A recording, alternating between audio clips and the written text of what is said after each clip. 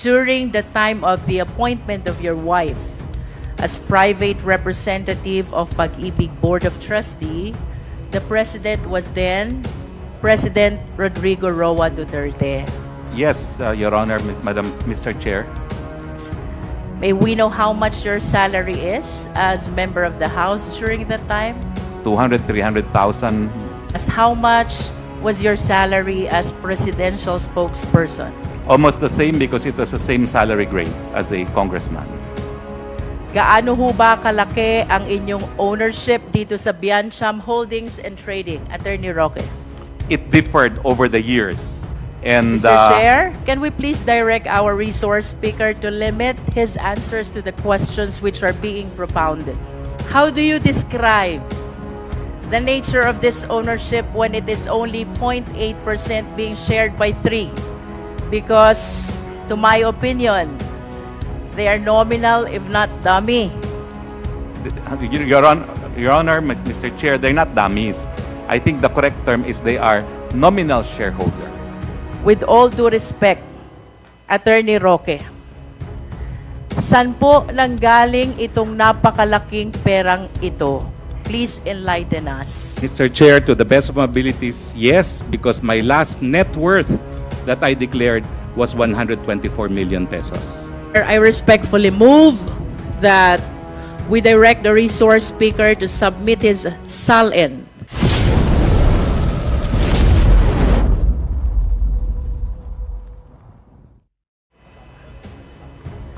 Attorney, for the record, kayo po ba ay may pamilya? Meron po. Maari niyo po bang banggitin ang pangalan ng inyong asawa? Si Myla Roque po. And I understand, Attorney Harry Roque, that your wife, Myla Roque, is likewise a government employee. Do you confirm? Former. She no longer is. She used to be a government employee. Yes, ma'am. May we be enlightened, Attorney Roque? Saan po ba siya nagtrabaho before? Well, let me correct, ma'am, your statement that she was a government employee.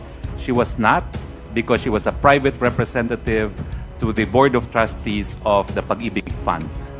And her category as a private sector representative did not make her a government employee. As in fact, she was not covered by GSIS, and there's even an issue on whether or not the private sector representative should even file a SALN. Nevertheless, Attorney Roque, as private representative of Pag-ibig Board of Trustee, what benefits or allowances does she receive? She gets per diem, per hearing. Per diem per hearing. Per meeting, I should Per say. meeting. Yes, And may we be enlightened, kailan po ba siya na-appoint as private representative dito sa Pag-ibig Board of Trustees? If I'm not mistaken, it was around 2017. 2017? If And I'm not mistaken po. when did it end, Attorney Roque? It ended, if I'm not mistaken, 2022 or 23, Your Honor. I cannot remember 2022 exactly. and 2023. And you will agree with me that during the time of the appointment of your wife as private representative of Pag-ibig Board of Trustee, the President was then President Rodrigo Roa Duterte. Yes, Your Honor, Madam Mr. Chair. How about you, Attorney Roque? Did you get any government appointment during those times? I was a member of the 17th Congress from June of 2016 until November of 2017. From November of 2017 until October of 2018, I was presidential spokesperson. And I became presidential spokesperson again from April 2020 until November of 2021. May we know, Attorney Roque, let's go back to your wife. Magkano po ba yung tinatanggap niyang per diem per meeting? Hindi ko po talaga alam kasi hindi namin pinag-uusapan yan, but it was a very modest sum. And With reference to your engagement in the government, 2017, 17 Congress, may we know how much your salary is as member of the House during that time? I do not recall, but I still have colleagues from the 17th Congress here. So I think it was, I cannot remember the exact amount, but it was, I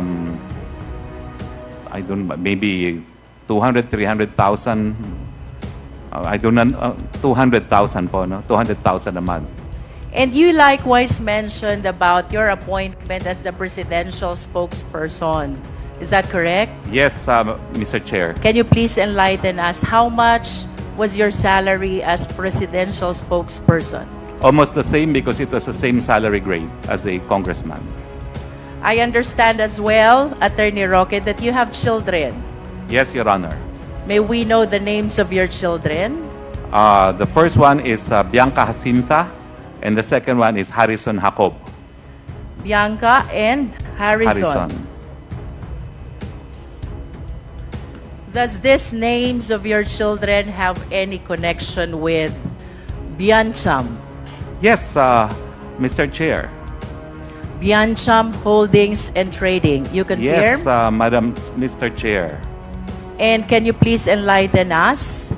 When was this holding company incorporated, Attorney Roque? As early as 2015, before there was Pogo, I believe. It was already 2015. founded. Yes, Your Honor. And during that time, can you please enlighten us, sino po ba ang mga incorporators? First incorporators of Biancham Holdings and Trading. That's myself, my wife, my then law partner Joel Butuyan, Eileen Garcia, and one of my staff lawyers who has since passed, Jarmay Garcia. Can you enlighten us further? Gaano ho ba kalaki ang inyong ownership dito sa Biancham Holdings and Trading, Attorney Roque? It differed over the years, Mr. Chair, because it started as a small company. It was amended once, and Mr. Chair, can we please direct our resource speaker to limit his answers to the questions which are being propounded? If Mr. I may Chair. proceed, Mr. Chair, would you confirm, Attorney Roque, that at the time of the incorporation of Biancham Holdings and Trading, you were holding 49.96% ownership, while your wife Myla is holding 49.96% ownership. Do you confirm? if that is what appears in records, I confirm that, Mr. Chair, but I do not have a copy of the records before me right now. In other words, Mr. Chair, the remaining 0.8% is the ownership which are being shared by Joel Butuyan, Zarmay Garcia, and Eileen Garcia. And it was mentioned earlier by our resource speaker that all these incorporators were his associates, either in Batuyan and Rael, and in Center Law. Do you confirm? I confirm that, Mr. Chair. It is a family corporation with my close associates as nominal stockholders to complete the 5 shareholders that were then required by the old corporation code. It is no longer required to have 5. How do you describe the nature of this ownership when it is only 0.8% being shared by 3? Because, to my opinion, they are nominal if not dummy. Your Honor, Mr. Chair, they're not dummies. I think the correct term is they are nominal shareholder.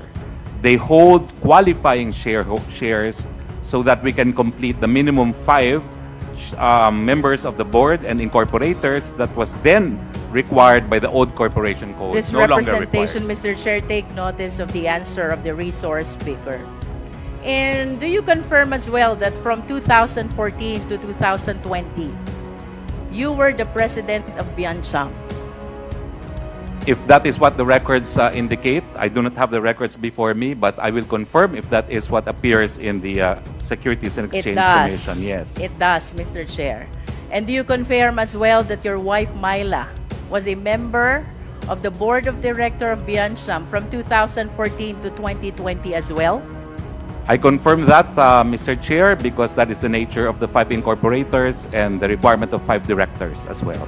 And do you confirm as well that as the President, a calibrated lawyer, a prominent personality in the legal circle, of course, it is a common knowledge that yearly the company or the corporation is required to file an audited financial statement. Does our resource speaker confirm? I confirm that, Mr. Chair. Mr. Chair, may I request our Secretariat to please flash in our screen the 2014 Statement of Assets and Liabilities of BIANCHAM.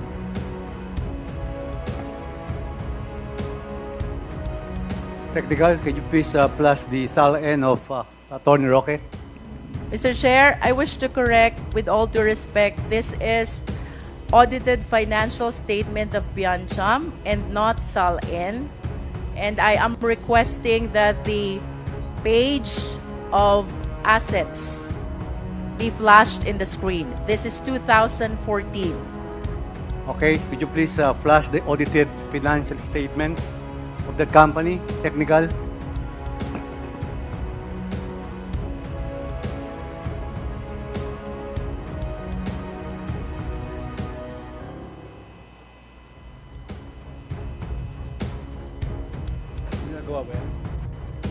Mr. Chair, while we are waiting for the document to be shared to the public, I wish to share that the document discloses cash for 2014 of BIANCHAM in the total amount of 125,300 pesos. And then, Mr. Chair, I wish to invite as well the attention of the public, especially the Quad, to the 2015 audited financial statement of BIANCHAM. Noticeably, the cash increased from 125,000 from 2014 to 3,125,300 pesos in 2015. I wish to take note, Mr. Chair, 2014 and 2015 were prior to the administration of former President Rodrigo Roa Duterte. Having seen 2014 and 2015 assets of BIANCHAM, kindly flash the 2018 assets of BIANCHAM Holdings. Could you please plus the 2018 audited financial statement of 2018?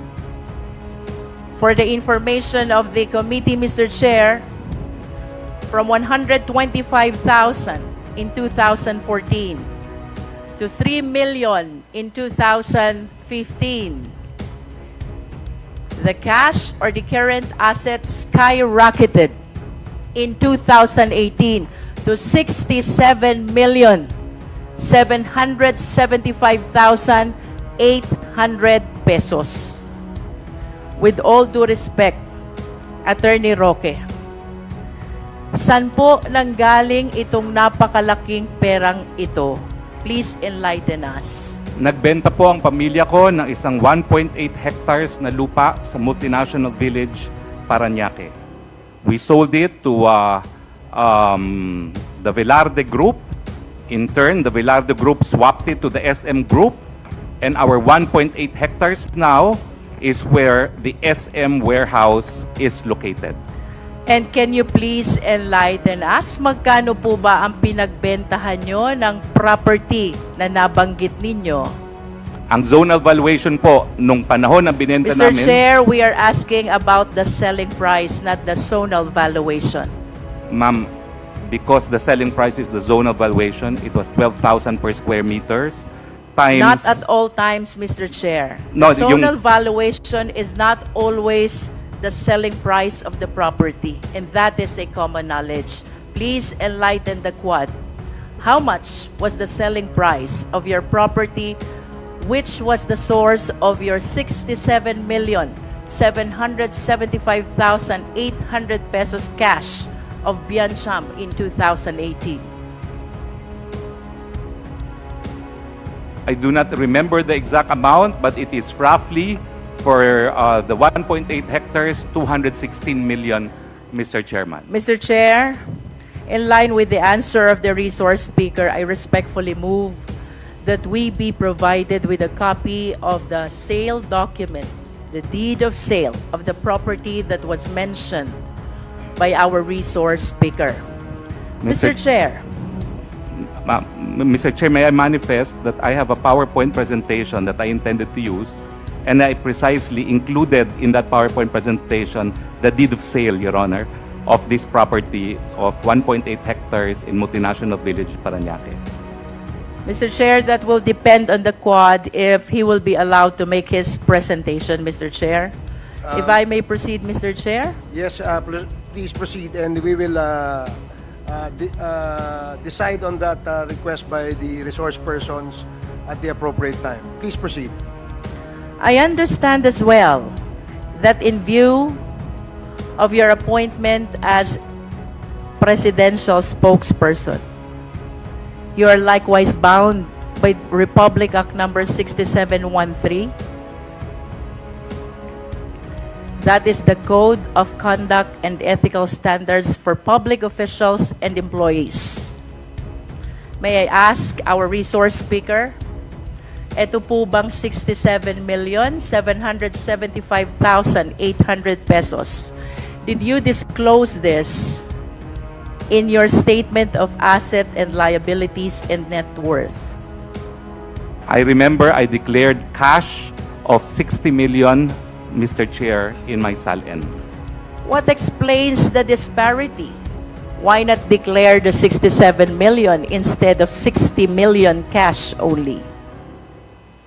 Because I did not have 67 million in cash at that point in time, Mr. Chairman. I had other assets, but the cash was 60 million at the time when I last filed my SALN as presidential spokesperson, Mr. Chair. Nonetheless, Mr. Chair, the document reflects the amount of 67,775,800 pesos. This is contained in the 2018 audited financial statement of Biancham as of 2018.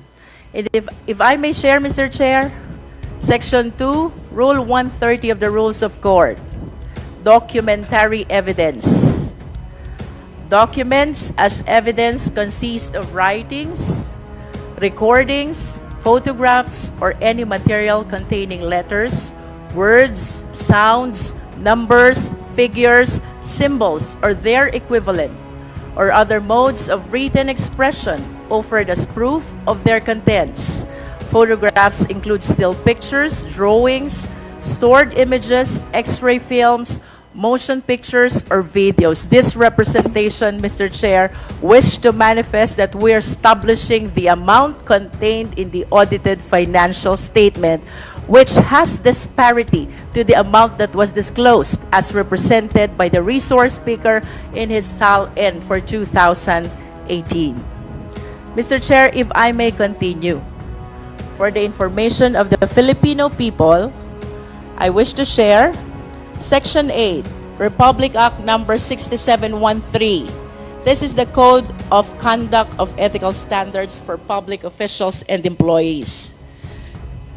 It states that a public official statement of assets and liabilities, or SALN, includes, among others, all other assets such as investments, cash on hand, or in banks, stocks, bonds, and the like. And I maintain, Mr. Chair, whatever is reflected in the audited financial statement should have been declared in exact amount in the SALN of the resource speaker. If I may continue, Mr. Chair, Republic Act number 3019, Anti-Graft and Corrupt Practices Act, Section 7, Statement of Assets and Liabilities. Every public officer within 30 days after the approval of this act, or after assuming office, or within the month of January of every other year thereafter, as well as upon the expiration of his term of office, or upon his resignation or separation from office, shall prepare and file with the office of the corresponding department head, or in the case of head of department or chief of an independent office, with the office of the president, or in the case of members of the Congress and the officials and employees thereof, with the office of the secretary of the corresponding house, a true, detailed, and sworn statement of assets and liabilities, including a statement of the amounts and sources of his income, the amounts of his personal and family expenses, and the amount of income taxes paid for the next preceding calendar year, provided that public officers assuming office less than 2 months before the end of the calendar year may file these statements in the following months of January. Given these legal provisions, Mr. Chair, both 3019 and 6713, may we ask the resource speaker, did you strictly comply with the requirements of these laws? Mr. Chair, to the best of my abilities, yes, because my last net worth that I declared was 124 million pesos. In line with that, Mr. Chair, I respectfully move that we direct the resource speaker to submit his SALN from 2016 until 2022 as described and required by Section 7 of the Anti-Graft and Corrupt Practices Act, Mr. Chair. So moved. Please, Attorney Roque, submit your SALN since 2016 to 2022. Your Honors, may I manifest that I will do even more than that. I have asked the House of Representatives to submit my SALN even when I was working as a working law student in this honorable chamber. Mr. I Chair, worked may here we as- direct so our way resource back, Your speaker Honor, 1988. to just answer I'm the preparing question? everything on my SALN. Mr. Your Chairman. Honor. Attorney Roque, Mr. please Chairman. answer the question of... I will comply, Your Honor, and will Okay. even submit earlier SALNs which are filed with the House of Representatives. Congresswoman Chairman. Luistro. Mr. Chairman, Chairman, perhaps. Mr. Chairman, let me remind our former colleague, Attorney Harry Roque, please do not talk unless until you're recognized by the chairman. I am so reminded, Mr. Chair. Thank you. Congresswoman Chair. Luistro, please proceed. Proceeding to my second point, Mr. Chair, I wish to invite the attention of the resource speaker to the two versions of his or Biancham's General Information Sheet. And may I request the Secretariat to once again share these two documents to the public. We have one GIS. This is dated March 2, 2020. And another GIS dated October 21, 2020. If we will compare, Mr. Chair, in March 2020, you still see the name Herminio Harry L. Roque Jr., who owns 98%, and Myla Roque, who owns 21%.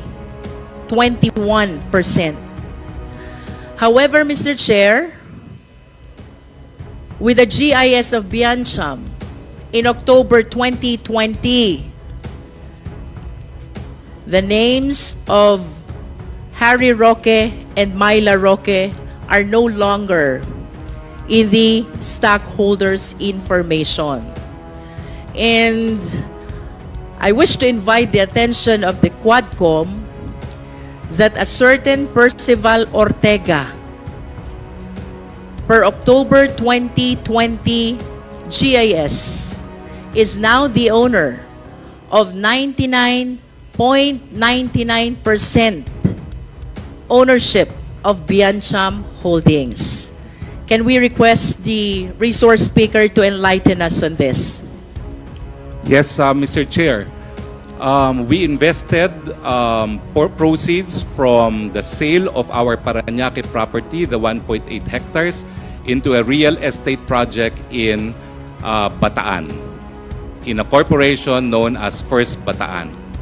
Now, in that investment, bulk of the cash that we used belonged to an old maid aunt who was living with me, who was also my ward.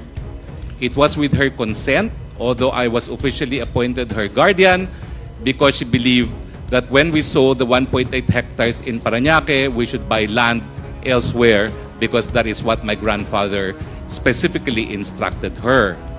So bulk of what we used to purchase the land in Bataan came from my aunt, her share in the sale of the 1.8 hectares in Parañaque, whereas my siblings and I invested our proceeds from our share from our mother's side in the same project. Now, at that time, we had to reflect more or less the true ownership of the property because my aunt would want that already. No? So what we did was we hired one of my friends, one of my lawyer friends who knew everyone, who knew my aunt, who was a retired judge, who knew my brothers and sisters, who knew me, to act as trustee because we were in the process of allocating the correct amount of shares for everyone. Because what happened was when the Parañaque sale happened, two of my siblings did not join us in the investment. So we had to reflect, we have to put it first in the name of a lawyer in trust as we arrange eventually how the property will be divided amongst us. No? Unfortunately, my aunt has since died, and we are now in the process of settling her estate. And so Attorney Ortega stands as trustee representing the estate of my aunt. And that is why there had to be a reorganization which will also have to await final resolution upon approval of my aunt's estate, which is actually judicial because my aunt left a will. Mr. Chair, I wish to invite the attention of our resource speaker to these two documents, notwithstanding the fact that there was a trust agreement between Percival Ortega and Attorney Harry Roque, notwithstanding the fact about the agreement among the family.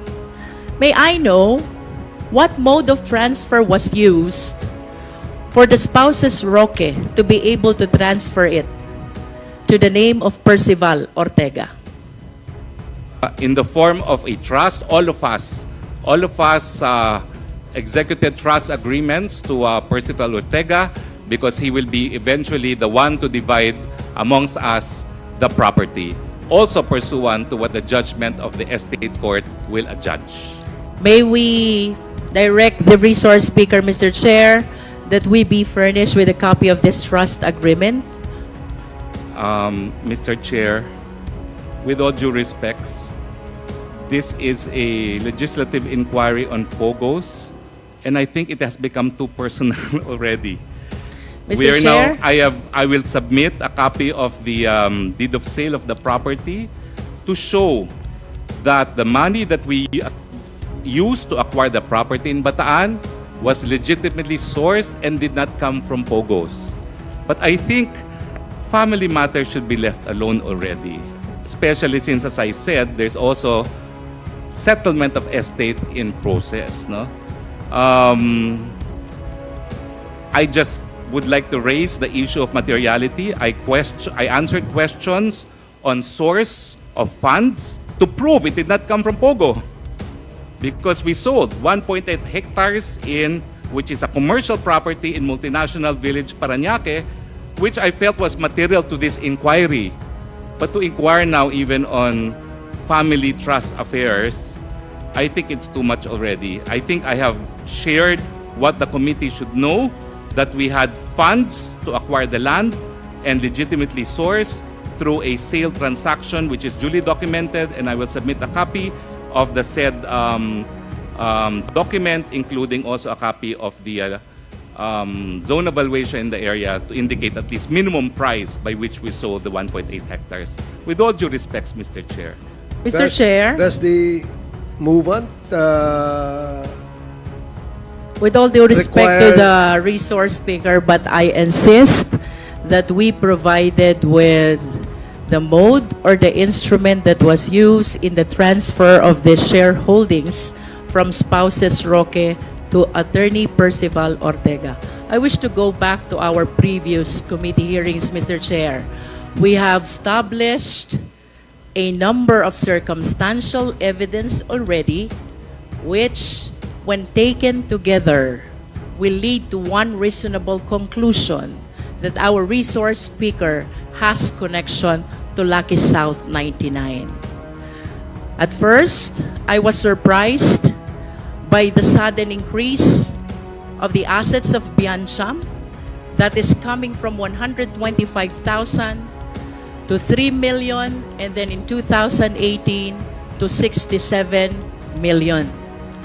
And now, Mr. Chair, we have seen a sudden change in the name of the shareholder or the stockholder of Biancham, formerly from spouses Roque and now to Attorney Percival Ortega.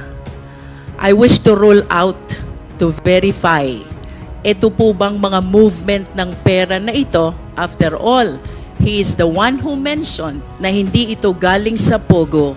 Let the Quad verify kung saan nga nanggaling ang mga perang ito, Mr. Chair. Attorney Roque, the Congresswoman Luistro has stated the reason why the document that she is asking from your end is necessary in the investigation that the Quadcom is conducting.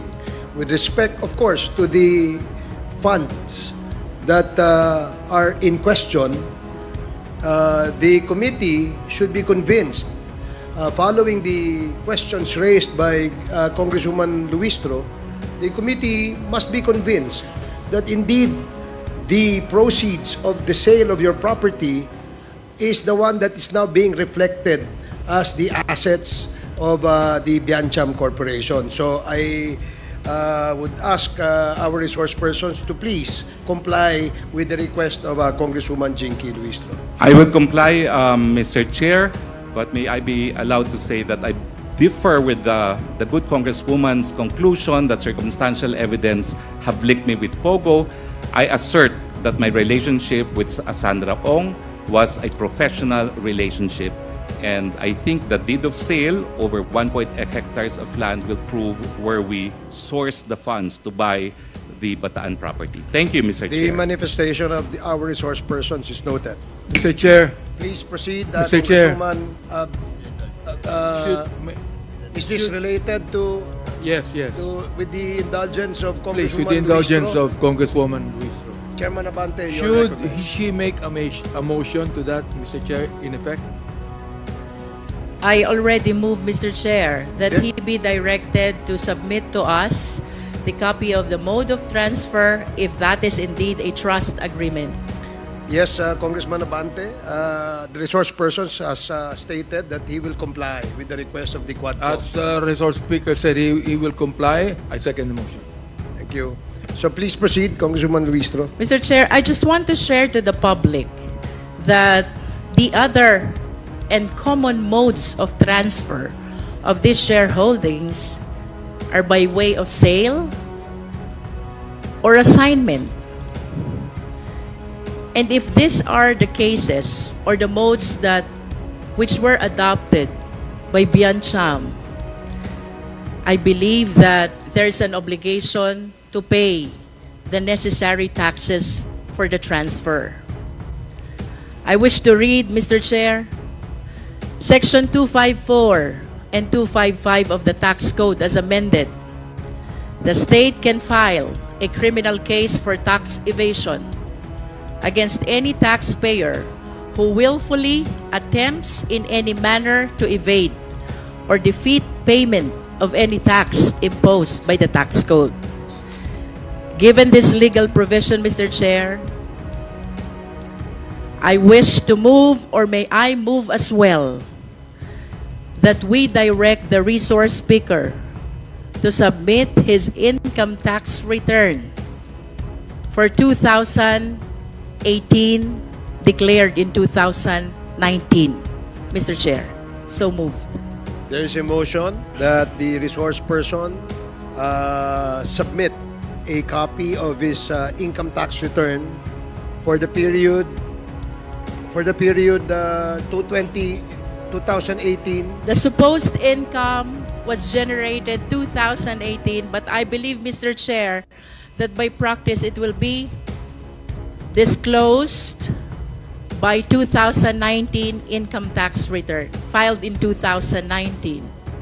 There is a motion, as clearly stated by Congresswoman Jinky Luistro, to require the resource person to submit income tax return on the period covered. Is there Mr. Chair? a second? Mr. Chair, may I inquire?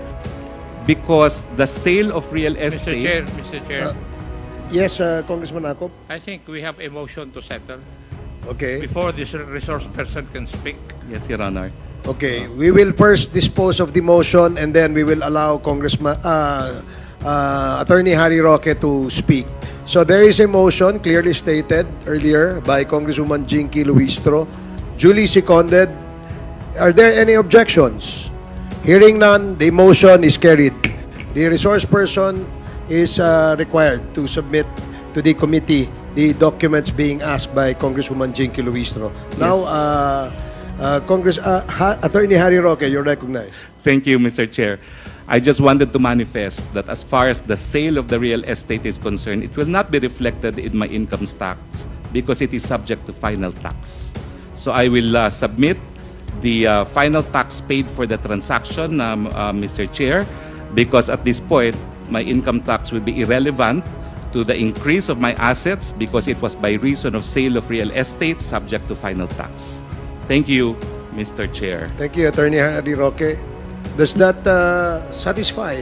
This representation takes note of his manifestation, but this representation maintains as well the submission of the ITR declared in 2019. Okay, so the resource person has learned that the requirement of Congresswoman Luistro is the income tax return of 2020. Okay, thank you.